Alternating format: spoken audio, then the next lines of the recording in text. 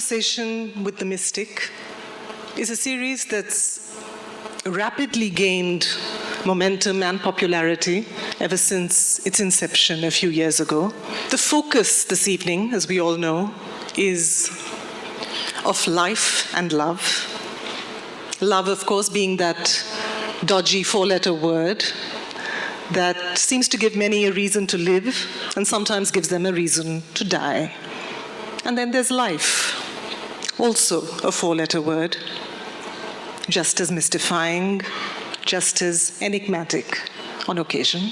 And so we have our two speakers this evening who will be exploring these words, unpacking them, demystifying them. We have the magic of the movies, and we have the profound realm of the spiritual. Where does that magical meet the mystical? We'll find out. Good evening, everyone. Good evening, everyone. Nobody's saying anything. No, they're all here, but they're very silent. They're all waiting for it all to begin. And let me tell you, I have to confess, as I came on, before this I was quite relaxed, but as I've come onto the stage, my heart is beating really fast. So while Guruji was praying, I was saying to myself, I must be relaxed. This is the time. When I am with my Guru, I must be relaxed. This is it. So yes, I will calmly begin by thanking you, Sadhguruji, for giving me this opportunity to be in conversation with you. Isha Foundation, thank you very much. I thought when we're talking about of love and life, heart beating is a good thing. Oh. Okay. Yes, it is a good thing. It shows I'm alive and in love and about to begin this conversation. And Sadhguruji, I want to say I have attended your inner engineering program. I have seen some DVDs, I have read your books. And everywhere there are your brilliant views on various issues. It could be from the making of a nation to the making of a toy car, from the running of a household to the running of parliament. You have brilliant views on every issue that one can ever question. Yet I know very little about you. And he has a brilliant mind with an, for lack of better words, I'd say out-of-the-box thinking. So different, so refreshing, so enlightening. I'm fascinated and I want to know about your life. And I'd like to know that, were you just born brilliant? Did it begin from that very moment? I was a normal birth, I didn't come in a box. My mother had a normal childbirth. No, but I'm from the movies and I can't help thinking, was it like it is in storybooks, that a venerable sage came to your home and when he looked at your mother he said, there is going to be born a guru, rejoice, he will lighten his own path and that of others. You also going like this? No, but was it like that? Or how was it? How was your childhood?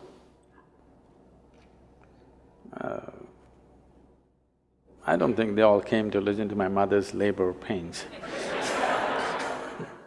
No, I'm really fascinated, intrigued that we're all here. But, the way you think, we wait to hear what you have to say.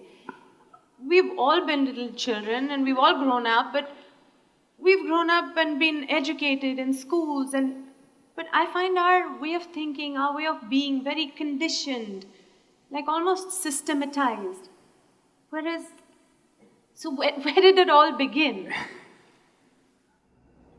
I think you're looking for something unnatural that happened there.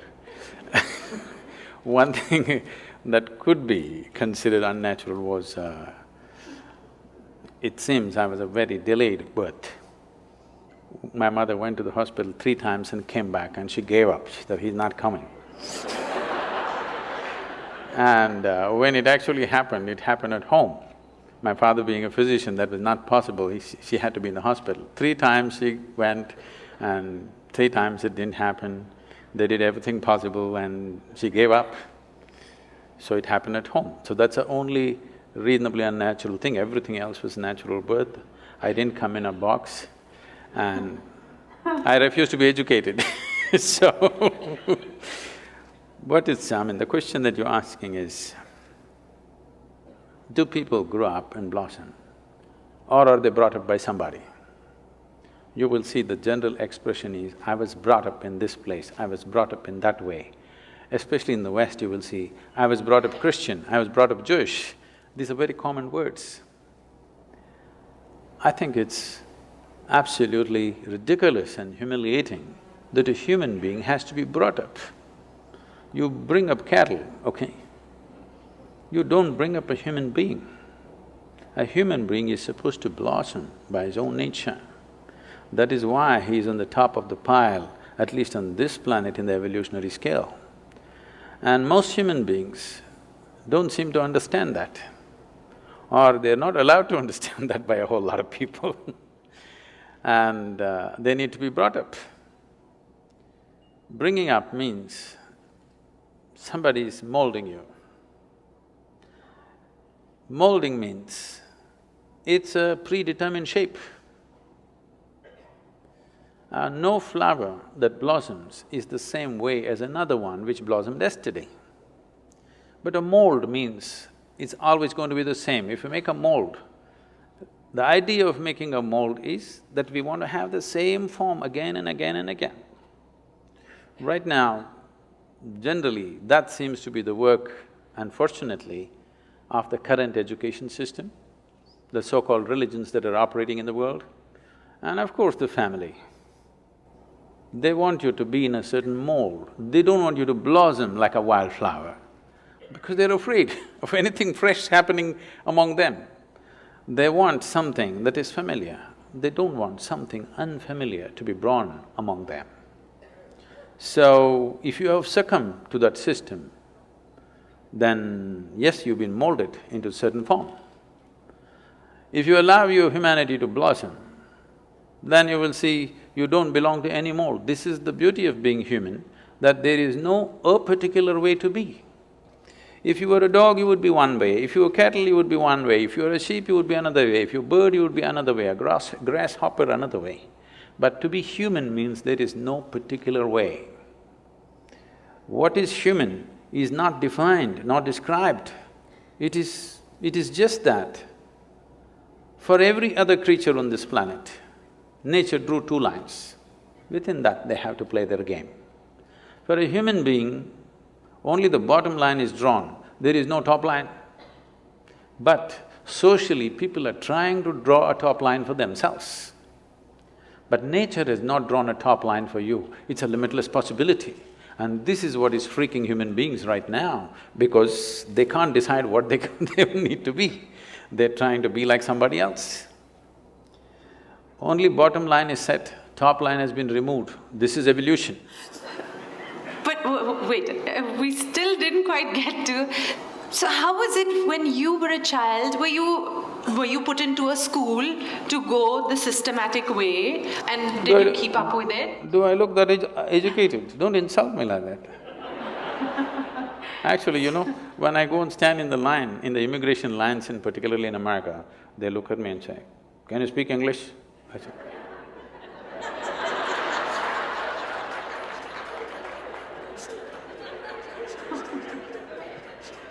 because I have that uneducated look, it's not easy. Do you know what it takes to remain uneducated? Education is just 20 years of going somewhere and getting one certificate. To remain uneducated, it's very difficult.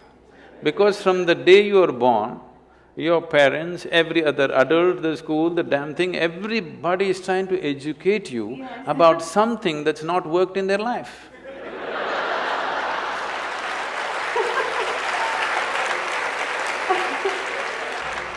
And then, did you also, like we all went through these confused teenage years of not really knowing where we're going? I mean, did you clearly know your path? Not at all. I was… right from 3 or 4 years of age, I was always a million questions hanging in my head. I have a question about everything to everything. Questions means very fundamental questions about existence itself, my own existence. So when I was 3-4 years of age, suddenly I realized I know nothing. Know nothing means somebody gives me a glass of water, I do not know what is water. I know how to use it, I know if I drink it, it'll quench my thirst and so many other ways of using it, but I do not know what is water. I'm saying even today you do not know what is water. So only thing available in all three states on the planet, two-thirds of the planet is water, two-thirds of your body is water. If you think life, we think water. But do you know what it is? With all the scientific exploration, we do not even know a single atom in its entirety. Today our idea of science is learning how to use everything. Yes, we know how to use an atom, we know how to break it, we know how to fuse it, but we really do not know what it is. Any one thing, tiniest thing in the creation, we do not know in its entirety. This is the fact of life. Well, even something simple as what you started with saying, that looking at water, I mean, straight away I was taught water, H2O, and what it can do, and you can mix it with colors and it becomes that, you can drink it and it quenches your thirst, but I never looked at it and said, I don't really know what is water. Because nobody looks at anything. See, everybody is looking like this. Nobody has any attention for a piece of life here. They're like this. If you pay attention to one life, one blade of grass, one grasshopper, one human being, something else will happen. That's why we said life and love, because if you pay attention to one human being, some love will happen within you, okay? If you miss life, at least some emotion in that direction must happen to you. That will happen only if you pay attention to one. If you're looking at like this, these days it's become a fashion because you're on love on Facebook, you love the whole humanity. To love one human being, if you want to love one human being, it costs life. To love the whole humanity, it doesn't cost anything. It's even better to love God, because it's always easy to love somebody who's not here now. It's so easy. But if you have to love somebody who's sitting next to you right now, it costs life. You know how difficult it is to love someone who's next to you right now? How easy it is to love someone who is dead or who is in heaven? Isn't it so? Let's face it. Because if you have to love one thing is you have to pay attention. Without attention, it will not happen. And above all, you have to give up something that is you to accommodate another, otherwise it'll not happen. The English expression is very good, you must fall in love. You cannot rise in love, you cannot stand in love, you cannot fly in love, you have to fall. Something of you should fall, otherwise it'll not work, you will not know it. So, you want to have a fake sense of life, then you don't pay attention to anything. Everything is information, nothing is a living experience. Everything is from the textbook or from the cinema or from the internet. Nothing is from life's experience. We're doing more and more today of that. Sadhguruji, you just mentioned love, and today it is about life and love, and I would like to know, for us it is maybe love your family members, whoever it could be. Why I ask you this is because there's so many versions of this and I really want to get to it. Some teachers, some gurus, some guides will say, you can love, but you must be detached. Oh. You must love, but it cannot be conditional. It should be unconditional. And so there's versions of it. I just want to know. See, So, the simple way of make you keep coming back to me is to give you something that you cannot do. To give you a teaching which you can never do. You must love, but you must be detached. Now you have to keep coming back to me for consultation, endlessly. Sorry. I'm saying throw yourself into your love affair and die into it, something will happen. Something worthwhile will happen if you're willing to die into the process. Not just anything, whether it's your work or your life or your love or whatever, if you do not know how to throw your entire self into it, you will never know the taste of what it is. Love but be detached. Why do you want to love then? Only because you want to include somebody as a part of your life, part of yourself, that's why you love. No, I love but I am detached. This means you have to come back to consultation every day, it's like a psychiatrist's job. Every day you have to come and sit on the couch. You need treatment and there is a fee. So, okay, all right. So you can love and be attached. No, I didn't say that. Okay, I'm coming back for consultation, please. So what did you say? I only said, see, what is this need for love in a human being? You must understand, a human being constantly, a human being is longing to be something more than what they are right now. If this finds a simple, basic physical expression, we call this sexuality. Sexuality means just this, physically you're trying to make something which is not you a part of yourself. For a few moments you may succeed. If you try this mentally, it gets labeled as greed, conquest, or maybe simply shopping. Shopping. Oh. Some people go for conquest with swords and guns, some people go with checkbooks and cash, credit cards. The thing is, you want to include something which is not a part of you as yourself, that is the whole effort. Whether you want money or wealth or you want to occupy a nation, what is it? Something that is not you, you want to make it yours. Yours is an effort to make it a part of yourself. If it happens emotionally, on the emotional level, if you try this, we call this a love affair. You're trying to make somebody who is not a part of you, a part of yourself emotionally. This is a love affair.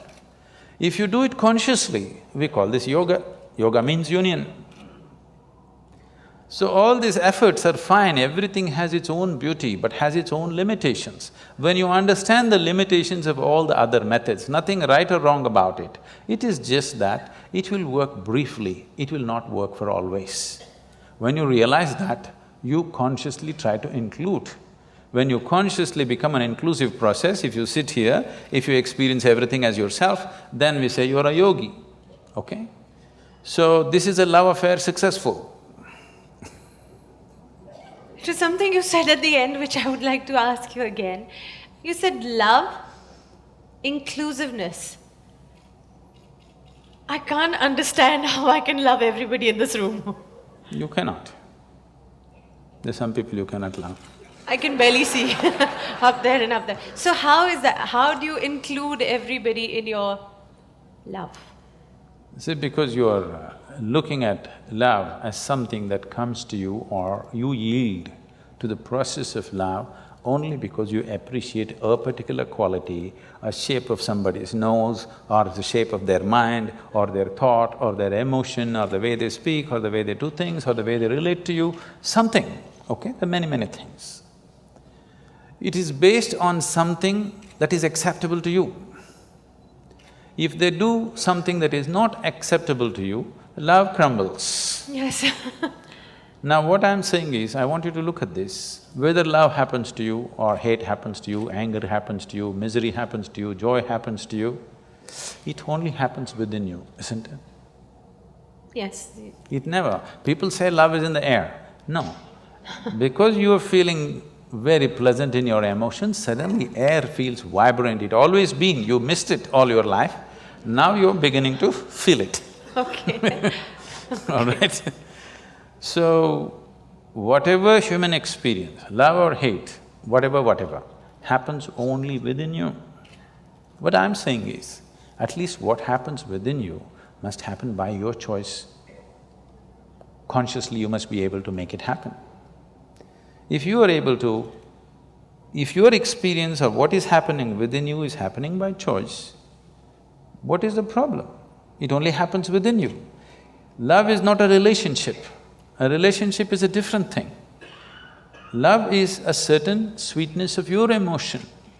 Whether you look at a tree or a dog or a man or a woman or a child or just at the sky, why can't you look at it lovingly? Because it's not about loving the sky, it's about the sweetness of your emotion. If your emotions are sweet, whatever you look at it in a certain way. Right now you have nasty emotions, whatever you look at it in a different way. So you have always associated love with somebody. No, no, no, this is not about somebody. Love is not something that you do, it is something that you can become. If you're willing, you can become love, you can make your emotion into a very sweet space. If you make your body very pleasant, it becomes pleasure. If you sit here, it can be great pleasure, just sitting here and breathing. If your mind becomes pleasant, we say this is joy. If your emotions become pleasant, we say this is love. If your very life energies become pleasant, we say this is blissfulness, this is ecstasy. If your surroundings become pleasant, we call that success. Now you're calling your success with somebody as love, that's a mistake. You have a success story with somebody, that is, you have created pleasantness in the atmosphere between you and let's say 5–10 people around you. You're calling that love. No, that is actually success, because that needs lots of management. Yes, it does. Yes or no? Yes, it does. Yes, but for you to be loving, there is no management. If you just make your emotions sweet, your emotions are sweet and it's beautiful to be like this. It's not about anybody. If somebody comes, we can share it. If nobody comes, you can sit here with your eyes closed and still be loving. What's the problem? It is not about somebody, it's not an action. It is not something that you do, it is something that you can become.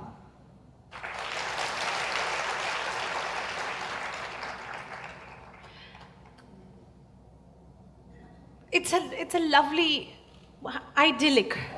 It is not idyllic, it is the way it is. I mean, you'd really have to practice this. Why? Because I'm See, thinking… this is what exactly I'm saying. If it is an action comes to perfection with practice. Only if it's an action. I'm saying love is not an act. Is health an act? Are you acting healthy right now? No. I know you're an actor, but are you acting healthy? No. So health is, because Yes. we have done certain things and health is, isn't it? Oh, we've not done certain things, We have we've been definite- given No, health. no, no, no. Oh, we've been given, but if you eat bad, if you live bad, you won't be healthy. We've done certain things to manage our health. Similarly, if you do certain things, you can manage the pleasantness of your mind. If you do certain other things, you can manage the pleasantness of your emotion. If you do certain other things, you can manage the pleasantness of your very life energies. This is things that you can do. Now, what you can do internally, you're trying to manage externally. What can be done here within you, you're trying to manage by creating an atmosphere around you, which is a very difficult thing to do, because outside will never happen 100% the way you want it. To some extent we can manage, we can't do all of it by ourselves because there are many forces involved. Sadhguruji, you said something about health, and you said you do certain things for yourself. Certain things. One, you are given health, and then how you maintain it is you eat well, you exercise, and you remain healthy. Now, to be loving, when maybe in a household, any situation, maybe outside, like you said, outside forces are not pleasant. It doesn't come easily to then just be loving. So what is the practice to become that way, or to train yourself to be that way? I want to remove this idea from your mind. You believe you need to practice. Practice means you're trying to perfect an action, isn't it? To be loving at all times? Yes, yes, that is not an act. No, not an act. No, But to be so I don't want to accepting. go back to the movies, okay? No, to be so accepting, because… No, it's not about accepting. Right now, do you want to keep your mind, your thought process, pleasant or nasty? Tell me, what is your choice? Ideally pleasant. No, just tell me, pleasant or nasty? You're thinking about it, this is… No, I'm trying to think, should I fox you and say nasty? Say it. Okay, nasty. I'm going to bless you now. No. Okay, I take back my words. Okay. All right. Any so, human being's choice for themselves is definitely pleasantness, Yes. isn't it? body, mind, emotion, everything and surroundings, you want it pleasant. Yes. So why is it not pleasant? Surroundings are not pleasant because of many things. Yes. If your thought and emotion are not pleasant, it's entirely you, isn't it? Yes. Surroundings, not entirely me, it's so many forces. We have to manage them, we have to juggle them. Not always are we successful with everything around us. Different people have different levels of competence to manage the outside. Not all of us have the same, the skill to manage the outside. But inside, your emotion and your thought, why is it not happening your way? This is something we have to look at. This has to be addressed, every human being has to address this. At least your thought and your emotion must happen the way you want. It's like this. On a certain day, a lady went to sleep. A lady went to sleep. In her sleep, she had a dream, I think up there. Oh, there are two strata of people. Nobody's asleep, right? So that I could pick on you, I'm just looking if I can see. She went to sleep up there and in her dream, she had a dream. In her dream, she saw a hunk of a man standing in that corner. And then he started coming closer and closer and closer. He came so close she could even feel his breath. She trembled, not in fear. And then she asked, "What will you do to me?" The man said, "Well, lady, it's your dream."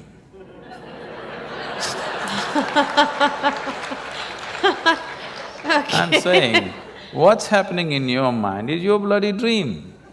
Now the problem with life is not that life is not happening the way you want it, even your dream is not happening the way you want it. That's a problem. I'm saying at least fix this, at least let the dream happen the way you want it. If you are dreaming the way you want right now, your thought and your emotion would be pleasant, isn't it? Yes, but Fixing the world is another thing, that's a different game. That needs lot of skill. This needs just willingness. Why we are continuously talking about joy, blissfulness, love is not because it's a goal by itself, these are not goals by itself.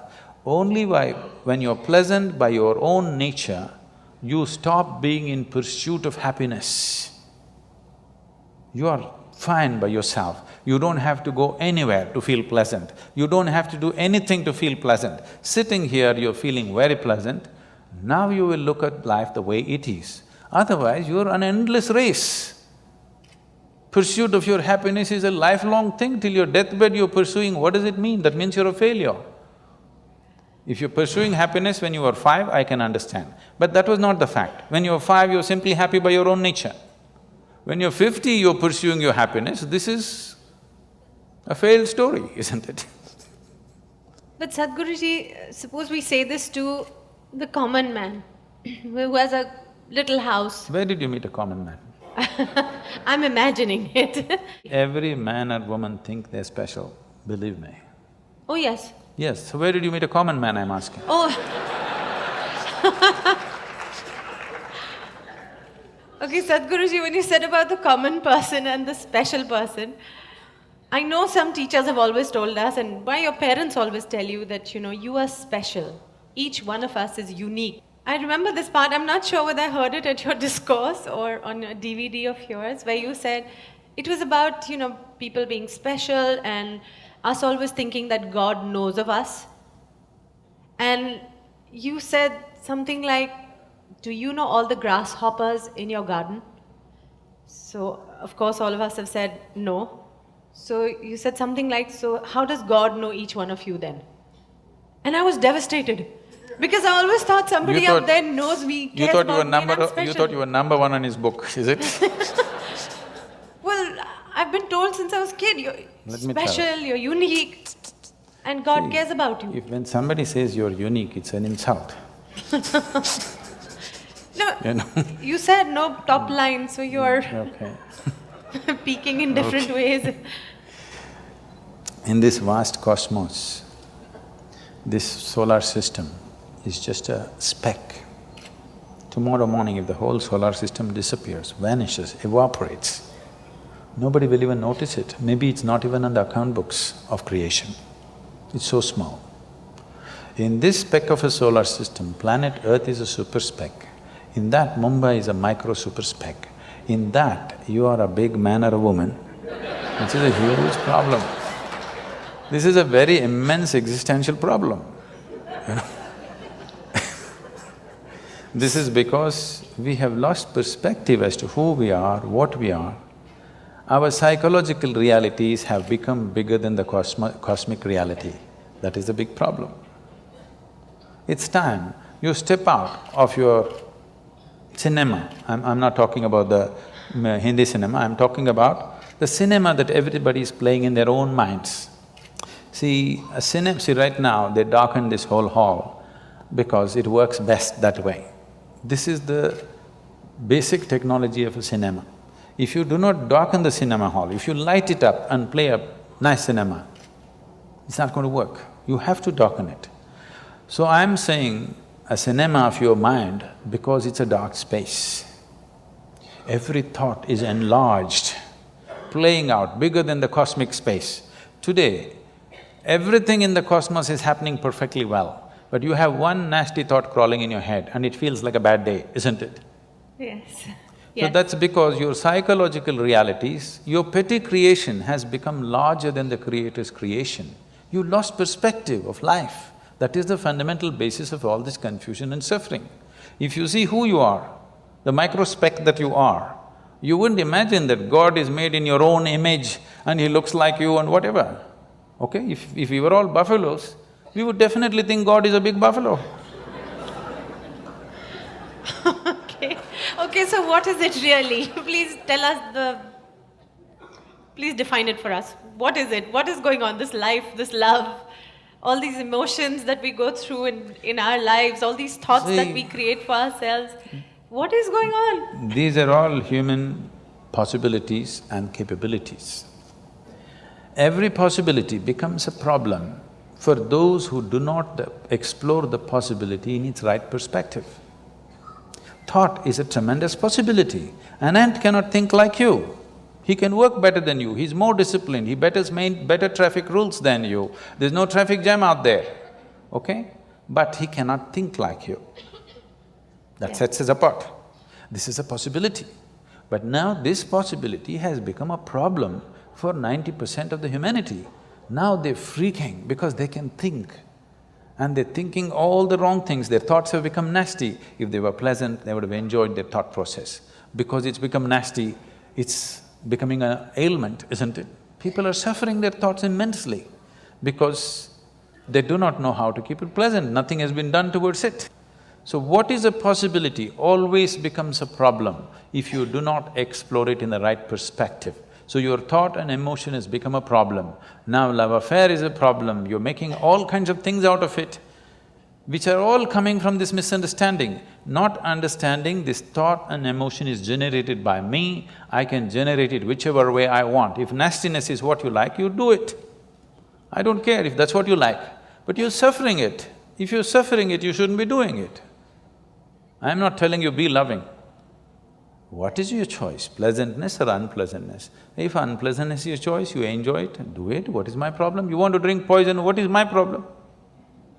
I'm just telling you, this is poison, this is this. Drink whatever you want, but by choice. Don't drink unconsciously, that's stupid. That is not befitting of a human being.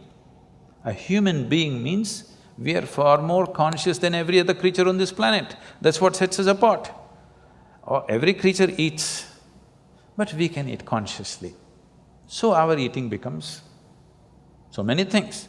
Every creature has sexual drives, they go and fulfill it whichever way. We can do it consciously, so we become something. We are doing the same things, but we are doing it consciously. Suddenly there is a magic about it, not because sex is magic, food is magic, no. Because we can do it consciously, every basic act like eating and copulating becomes magical because we can do it consciously.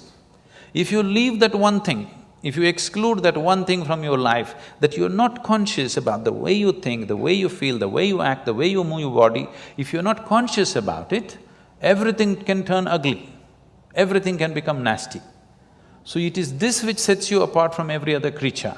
So, A dog is walking on the street, if you show it a biscuit, it'll wag its tail. If you do this, grrr, it'll do.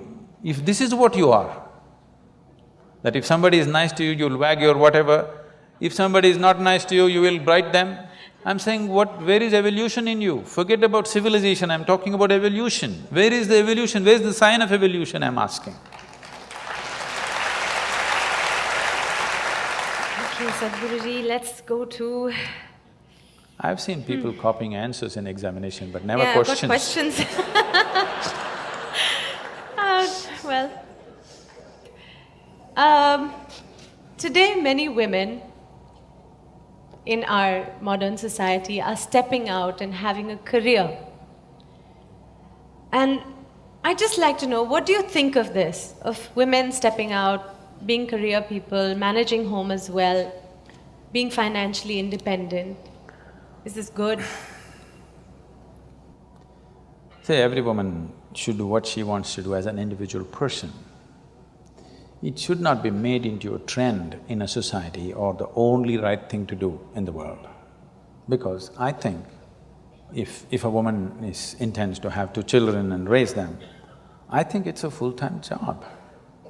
I'm not saying she should not go out and work. If she wishes to, as an individual person, she's free to do what she wants to do.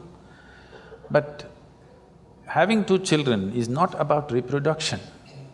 You're manufacturing the next generation of people. How the world will be tomorrow will be determined by what kind of mothers you have today, believe me. You know, I've seen many ladies coming to me and say, when I ask, what are you doing? Oh, I'm just a housewife. I said, why do you say you're just a housewife? You don't seem to understand the significance of, being able to nurture 2 or 3 new lives. It's not a not important job. It's a very important job. Career, I want you to understand, right now because we've made the whole world into economics, unfortunately women also getting as stupid as men, as if how much money you earn is going to determine the value of your life. No, it is just procurement of things that you need. Money is just about that. Man was procuring, woman was taking about the more beautiful aspects of life. Now woman also wants to procure. If there is such an economic need in the family, fine, she must do it. But it is not a compulsive need. It must not be set up as something better to do than doing something. If she sings song, if she plays music, or if she just loves her children, or if she cooks beautifully, or she just lives beautifully like a flower, it's good enough, I'm saying. It is not necessary that only if she earns this much money, she is doing something valuable, otherwise she's not. If there is an economic need, she can do it, or if she has a passion for doing it, she can do it. But let not such values be set up in the world because you are not evolving, you're regressing. You are making survival more important than aesthetics of life.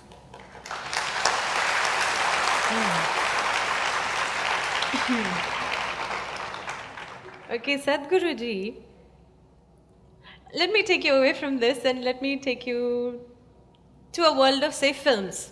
World of films, okay, let's go. Let's go movies.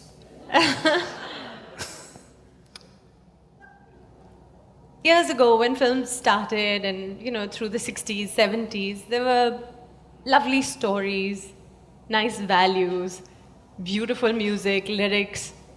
By the time I was the star in movies, some of our jhatka matkas might have shocked the previous generations and they must have said, what is all this?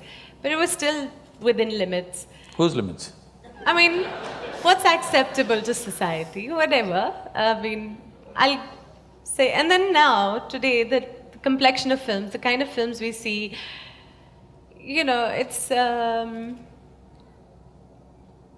little clothes, it's live-in relationships are, up there on screen for everybody to see, and nightclub culture. I mean, it sometimes worries me that my children are growing up now, this is what they're seeing, these are the kind of songs that they're listening to. The lyrics are about, From Janam Janam to expiry date songs. Yes. So this is what they're watching, this is what they think is cool, this is the hip and happening stuff. I'm I think little by the concerned. time you came, the Janam Janam was over, isn't it? No, it was still there. It was in the middle somewhere. The music was wonderful. The lyrics were still lovely. But today it is Munni Badnaam Ho Gayi, and things have really moved to chewing gums, and I am forgetting at this moment what the lyrics are. But then it's shallow right now. India has the youngest population in the world right now. So with such a young nation growing up on this is the feed. This is what you see, this is what you hear. I'm just a little concerned as to what they will turn out to be. I'm sure your parents were concerned too. Okay, so can I'm sure my parents were very concerned when I was growing up. So every parent has this concern, every generation has this concern that the next generation is going wrong, always. I understand what you're saying. This sudden change, if every generation likes to go one step beyond where the previous generation has stepped in, on almost everything, just for the sake of doing something different, or it's natural, they've grown up in one atmosphere, they take it to another level. They move to the next level. Yes. Next is not always next. That's what you're saying. Next is not always next, right? Yes, it's not higher, it's somewhere else, it's just next. So, this concern is always there, but right now, the change that is happening is not the next. It is a serious influence because in the last 15 years, the world's ability to communicate across cultures and borders is so heavy and so unprecedented. Nobody has ever been used to this kind of influences before, okay, never before. This level of influence on our young people, never before possible, no other generation has ever experienced this kind of onslaught from so many directions, and the volume of influence is too big. So, in terms of changes that are happening, it is not next, it is simply somewhere and nobody knows where it is because it's too complex and too mixed. Nobody knows where it is, including the young people, it's just a mix of things. So this is because of a sudden onslaught of information and communication. It is not for us to judge whether it's good or bad, it is just that definitely this level of information. When I say information, it's like when we were growing up, I believe it was true for your generation also, we never knew what is boredom, okay? There was no such thing, we were just excited about everything that came our way. But you see today 12-year-old kids, if you tell them what, oh. Yes. You see, they're just bored because they know the whole cosmos, they've seen it on their phone screen, not even on a computer screen. On the phone screen, they've seen entire cosmos, they know everything. Things that you do not know, they know, you ask them, they know it. Yes. By information. By the time they're 18, they have had 5 love affairs and gone. In the Western world, it's like that, here also it's beginning to happen, okay? So by the time they're 18, they've seen everything that you need to see with body, mind, emotion, okay? By the time they're 25, what? What next? What next? No. Yes. You will see, this is not my wish, but this is something that I see, the way people's minds are working, the way they're being laden with information. I'm not by any standards a pessimistic person, but I'm just seeing this. If this level of information continues and it'll multiply manifold for the coming generations, you should not be surprised in the next 50 to 100 years, if 50% of the human population choose to commit suicide, you should not be surprised, because that is what will happen to the mind. Somebody's clapping, look at this, it's popular. No, you've just touched a chord, that's… No, I'm saying, I think we realize something… Today, this day, more people commit suicide in this world than all the wars and murders and accidents manage to kill. So more people are on self-help already than murderers, warmongers, bad drivers, everything put together. More people are on self-help. And if this level of information onslaught continues on human mind, I know the nature of mind absolutely, because I know my mind. I know how it works, what it can handle, what it cannot do. I know it clearly what human mind is. That's the reason why I don't have to read people's books or listen to their entire thing. If they say one sentence, I know what their mind is. Because I know the structure of human mind entirely. Otherwise, I won't be who I am.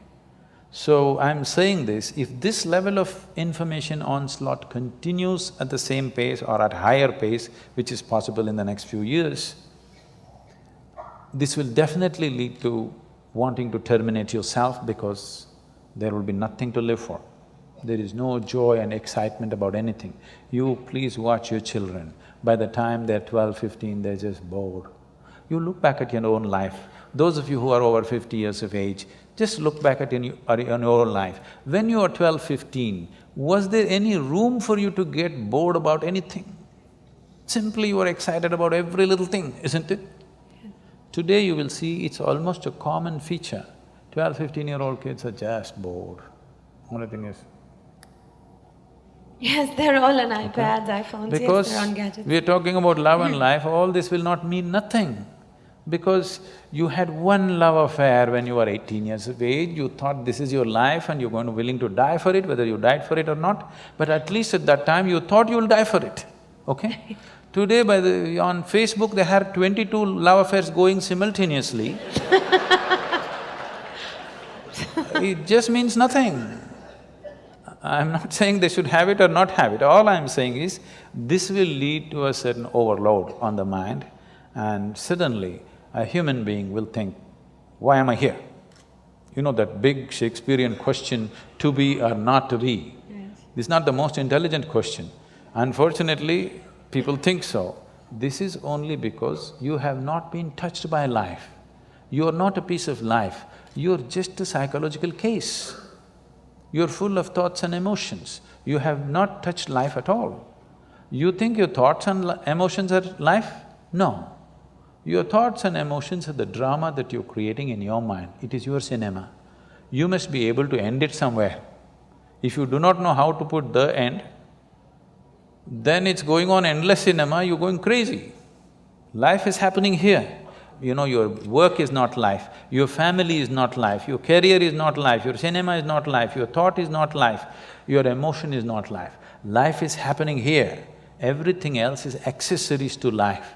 Now, the frills of life have become larger than life itself. Life is entirely missed. If you touch life within you, then it's an explosion of energy. When such a thing never happens to you, because you have information about the whole cosmos on your phone screen, you will never be touched by life because too much information, too much thought, even emotion is drying up, too much thought. This has happened. If you look at European philosophy in the last 150 years, you will see, if you read Dostoevsky, you will want to commit suicide. Brilliant, intellectually brilliant, but you will wonder, why are you alive?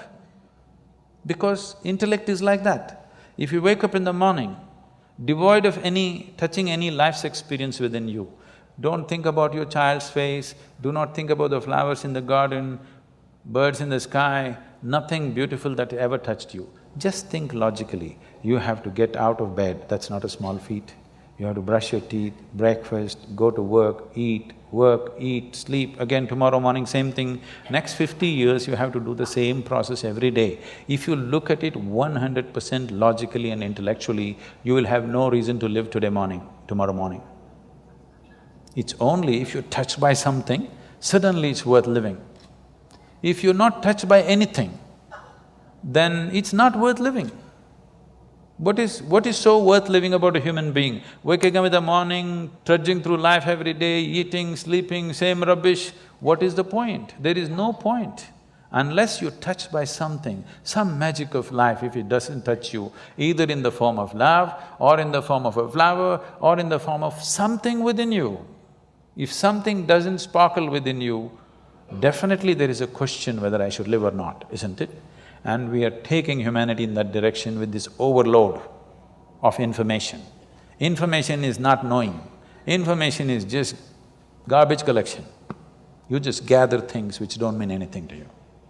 You look smart in a tea party, but you're not smart with life, okay? If you're smart with life, you must be blissful, isn't it? If you're really smart with life, you must be joyful and blissful, isn't it so? You're only smart in a tea party because, when somebody is talking something, the galaxy Z22, what happens there? Everybody, wow. They can also open the internet and the same thing. You think this guy visited the galaxy? So Sadhguruji, then what is it? Okay, so for all of us, give us in clear, simple sentences, do this and you will be at least on the way to being blissful or happy or aware or living in a nice conscious way. If you just observe, if everybody makes a little effort, everybody take a little time for this piece of life, okay? Not for your family, not for your career, not for something else. Just for this piece of life, give it little time because this is the most important piece of life in your life, isn't it? Yes or no? Yes. Even if you're in love with somebody, still this is the most important piece of life, isn't it? So pay some attention to this. How does it happen? Why have you taken it for granted? Believe me, you're not going to be here forever. I'll bless you with a long life, but you're going to fall dead one day. Yes or no? Yes. So, do not take this for granted. If you wake up in the morning, tomorrow if you wake up in the morning… No, this is not my wish, but I want you to know, of all the people who go to bed tonight, over 1 million people will not wake up tomorrow morning. And tomorrow, if you and me wake up tomorrow morning, is it not a fantastic thing? 1 million people did not wake up. You woke up. Is it not a great thing? Just look at the ceiling and smile. You are still awake. You're still there. 1 million people did not get up in the morning and you woke up. And for many millions of people, somebody who's dear to them did not wake up. So just check those 5, 6 people around you. They all woke up, wow, it's a fantastic day. You woke up and everybody who matters to you around you woke up. Is it not fantastic day? Yes. You don't think so? Yes. Yes. You don't seem to think so. Yes. Because the problem is just this, you are living with an idea that you're immortal. When I say you're immortal, you're not actually thinking you're immortal, but you're not conscious of your mortality. If you're not conscious of your mortality, somewhere you think you're immortal, isn't it? How many moments in a day are you conscious that you're mortal? If you were conscious, would you have time to crib? Would you have time to fight with somebody? Would you have time to do some rubbish with your life? If you knew, if you are conscious that you are mortal, you would do nothing other than what is absolutely needed for you and everybody around you. This one thing if you do, if you just remind yourself, you don't think this is a negative thing. Death is not a negative thing, it's the only thing which has added value to your life. If you're here forever, you would be unbearable. Yes, yes. Isn't it? Aren't we glad everybody dies one day? If you just become conscious of this one thing, that always you're conscious that I'm mortal, you don't have to think, I will die today, we don't intend, we want to live as far as possible. Just one day I will die. If you're just conscious of this one thing, you will naturally become spiritual. You will not become spiritual by thinking about God, you will become unrealistic, hallucinatory. You will start talking to somebody, you will start doing all kinds of things. Already people, they have earphones on and they're talking, you don't know whether they've lost it or they… 10 years ago, if somebody was walking on the street talking, you would know that he's lost. But today you don't know whether they got their headphones on and they just lost it and they're talking, we cannot make out.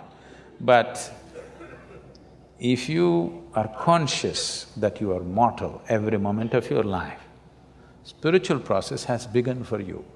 So one of the main reasons, one of the fundamental reasons why that all these things have to be taught to you, that she's repeatedly asking this question, were you born special, did you have normal birth or not, is simply because most people have forgotten they're mortal. They think they're immortal. They may not actually think they're immortal, but they're not conscious they're mortal. With every step, with every breath, if they were conscious of this, you know how consciously they would live? They would become fantastic. It is your mortality which makes you want to know what is the nature of your existence. You really want to know where you came from, where you will go. Only when it sinks into you, all this drama, poof, one day it will end. But right now you think only others appear in obituary columns, you are only going to read it.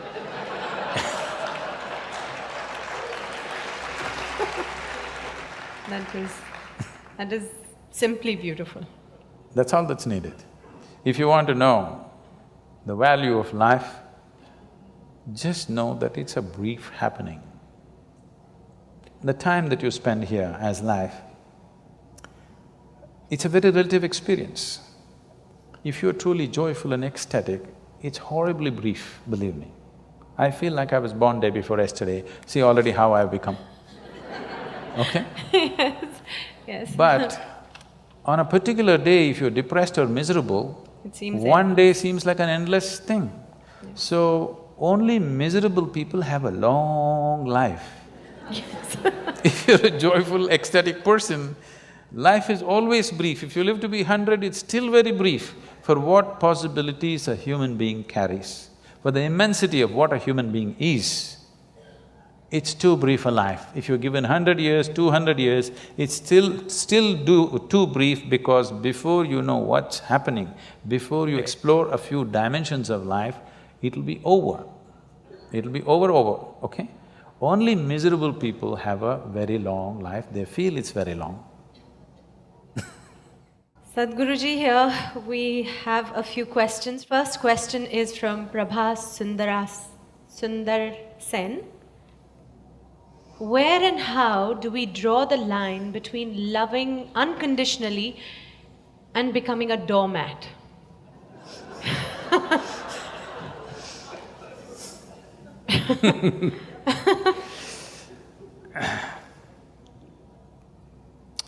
See, we need to understand this.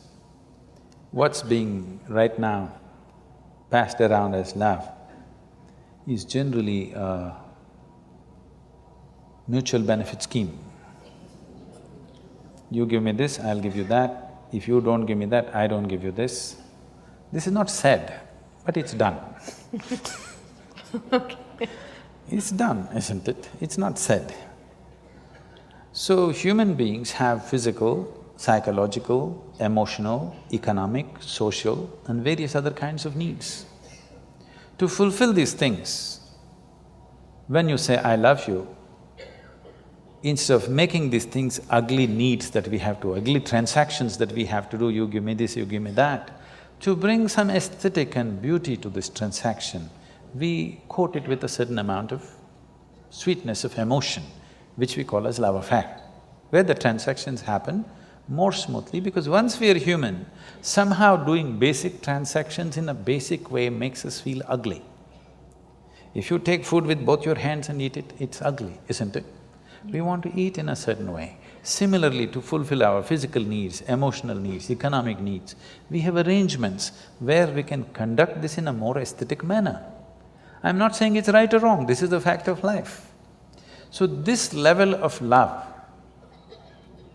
I call this is enough to fulfill the domestic needs of one's, for two people to live together, to fulfill their needs, to produce children, to raise them. Domestic level of love affair people can have. But if people want to have a love affair which will bring them to an ultimate union, then not many people are competent to do that. Not many people are ready to have that kind of a love affair where it'll make two lives into one. Two becomes actually one in experience. That will need something more. Most people are competent of using love to fulfill the domestic needs. But to go beyond that, they are not ready. And when I say they're not ready either, I'm not talking about this person or that person. So when one is ready and another is not ready, or one is making an effort and another doesn't have the effort, then it feels like somebody is becoming a doormat. That is what it is, that it feels like they're being exploited. But above all, one who is longing to use love as a way of ultimate union should not be bothered about being doormat, this and that. In India, we have a culture where by choice, people name themselves as slaves. You know, Ram Das, Krishna Das, this Das, that Das. What is it? They're openly saying, I'm a slave, I'm a doormat. I want to be a doormat. They're not saying, I'm afraid I'll be used as a doormat. They're saying, I want to be a doormat. So this is a kind of love that they are wanting to use for ultimate union. This is not for domestic purposes. So if you're looking for ultimate union, then love is a different affair. If you're looking for conducting of domestic affairs, then you must manage dignity, who gets what. If anybody is using more than what they should, then if you don't give me that, I don't give you this, okay? Otherwise, if you're looking for ultimate union, you should not think of all these things, that's a different affair. That's not much social thing. If you fall in love itself, you become vulnerable to somebody. Yes. Without becoming vulnerable, there is no love affair. You have to fall. When you fall, somebody may raise you or somebody may walk over you. Yes. But the thing is, the experience of your life is beautiful because you fell, not because they raised you, not because they walked over you, because you could actually have the sense of abandon in you to fall. That was the beauty of your love affair, not what they gave you, what they did to you, this no. The beauty was you sat alone and you think you really love this person so much you're willing to die. That was the most beautiful moment. Not the moment they gave you a big gift, not the moment they gave you a diamond ring, not the moment they said this and that about you, no. You just sat here and you're willing to die. That was the moment. Not just a doormat, you're willing to be the dust on their feet, okay? I'm not saying you should be like that. I'm saying where love transformed itself into devotion. If you fall in love itself, you become very vulnerable, but there are still some shreds of sanity in love affairs that you can recover. But if you become a devotee, there is no sanity left and you cannot recover. So before you tread such a land, you must see whether you offer it or not. What are your goals first of all?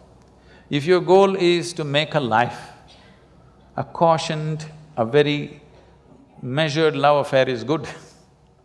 But your thing is, you want to dissolve into the process of life, you don't want to have a good life, you're not planning to have a good life, you just want to become an explosion of life, you don't care what you get and what you don't get, then you become a devotee.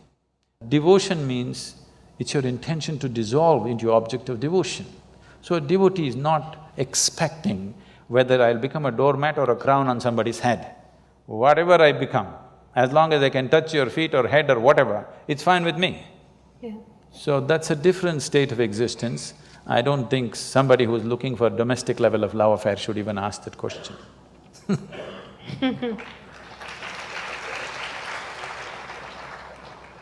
We have one question from the social media, the Facebook. Amit Madan wants to know, in this materialistic age, the real feeling of love is disappearing from our life. Most of the love we receive from others and express to others is superficial.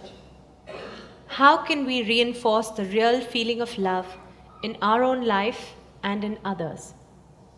Forget about others. If you learn to be loving by your own nature, not because of somebody else or something else. I know the question is coming from Facebook, there's an enormous possibility. You can even love those people who don't even exist. So I'm saying it's a tremendous possibility.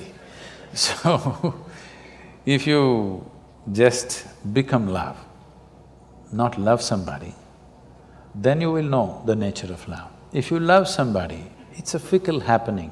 Because no human being will happen 100% the way you want them. Every human being on this planet is going to disappoint you, believe me. Not because they'll do something wrong, because nobody can fulfill the unrealistic expectation you have of them. It's simply not possible. Have you been able to fulfill anybody's expectation, I'm asking you, entirely? Partially, but never entirely, isn't it? So nobody else will be able to do it. Unless you're still such a hopeless romantic, you're still waiting, that ideal person is going to come from somewhere. No, believe me, whoever comes, I want you to know, the ideal people whom you worship, when Krishna was there, his wives complained, all right? So there is no hope for us. Yes, please remember this. Okay. Sadhguruji, this is where we open, the platform. It's anybody has a question, this is the moment. Yes, please. My name is Anant. My question is about marriage, divorce. No, they're two different things, huh? See, today is many youngsters, like many of them, they don't want to marry. And few of them who marry, there are occasions where they are getting divorced. So, would you like to throw some light on this situation, Sadhguru? So you need to understand the institution of marriage. One thing is, as we said a little while ago, it's about bringing a certain sanctity to the simple basic needs that every human being has. I will repeat, there are physical needs, there are psychological needs, there are economic needs, emotional needs, social needs, variety of needs. To fulfill all these things, we set up an institution called marriage where all this can be conducted in a sensible manner. Otherwise, if we did it on the streets like every other creature, it would turn ugly for us and we will feel not good about it.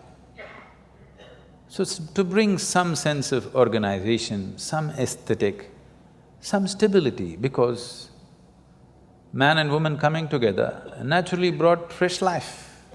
The nature of human life, the nature of human offspring is such that because of the possibilities that a human being carries, it is, compared to any other creature, it is the most helpless life, which needs maximum amount of support. You could leave a puppy on the street, as long as he gets food, he grows up into a good dog, no problem. But not so with the human being, he doesn't need just physical support, he needs variety of support and above all, a stable situation. Whether there should be marriage in society or not, one will debate when they are 18 because physical body is asking for freedom, all right? At that time, everybody questions, is marriage really needed? Why can't we just live whichever way we want? But when you are 3 years of age, you valued marriage immensely, a stable marriage immensely, isn't it so? Yes, sir? Yes. Not yours, your parents. Your parents, yes. When you're 3-4 years of age, you're 100% for marriage. Again, when you become 45-50, you're 100% for marriage.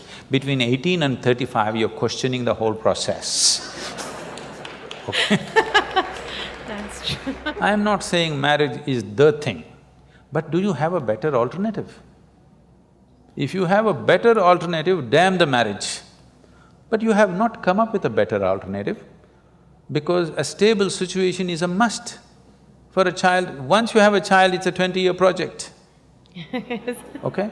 That is if they do well. If they don't do well, it's a lifelong project.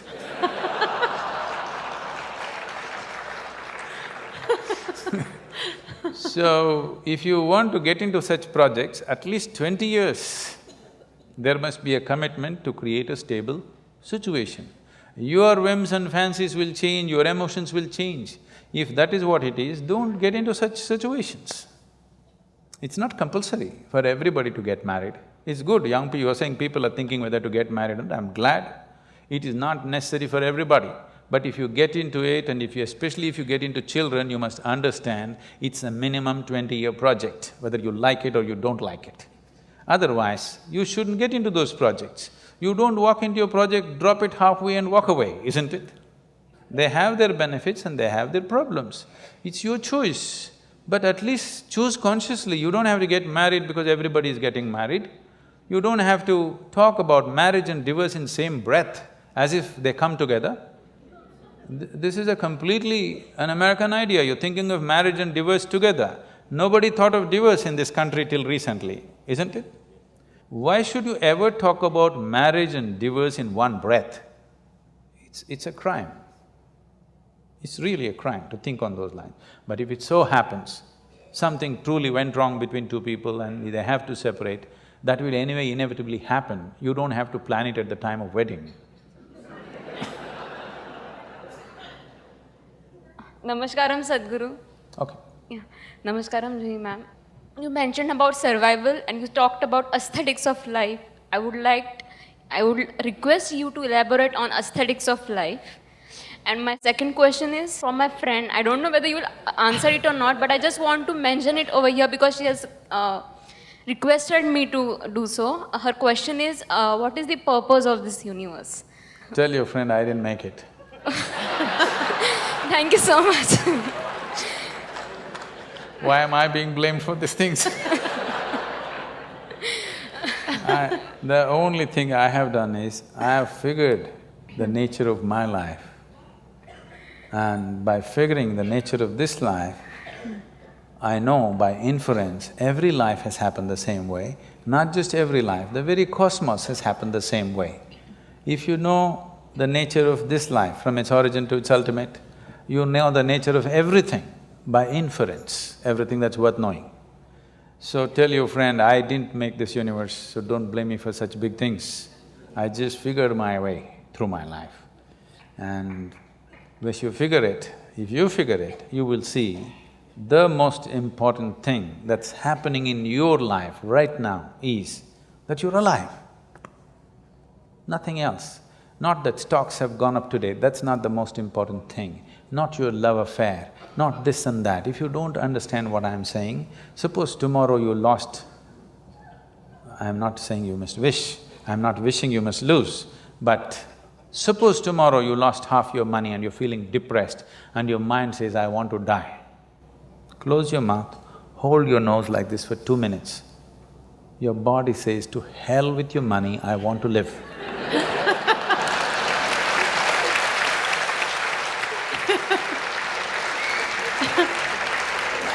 Tomorrow, you found your love affair collapsed and your mind says, I want to die.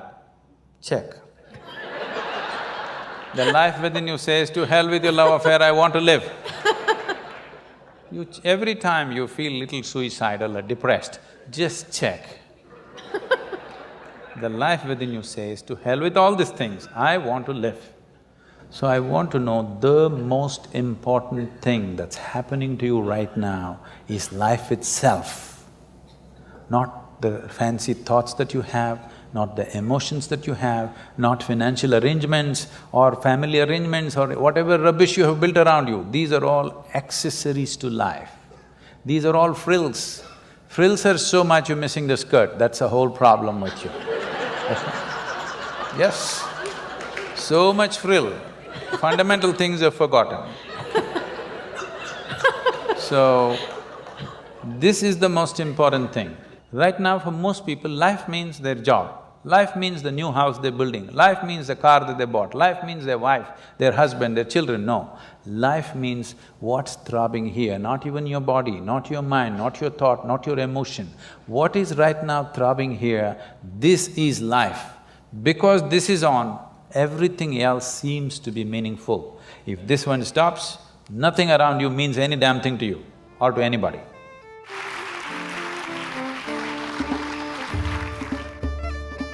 I liked what Sadhguruji today, what he was explaining, that this blissfulness, this happiness, whatever it is not outside of you and it is there with you. If you at every moment remember that you are here only for this brief time, wouldn't you do the best every moment? Wouldn't you love everybody that moment? Wouldn't you do all the things that you love or you value every moment of your life?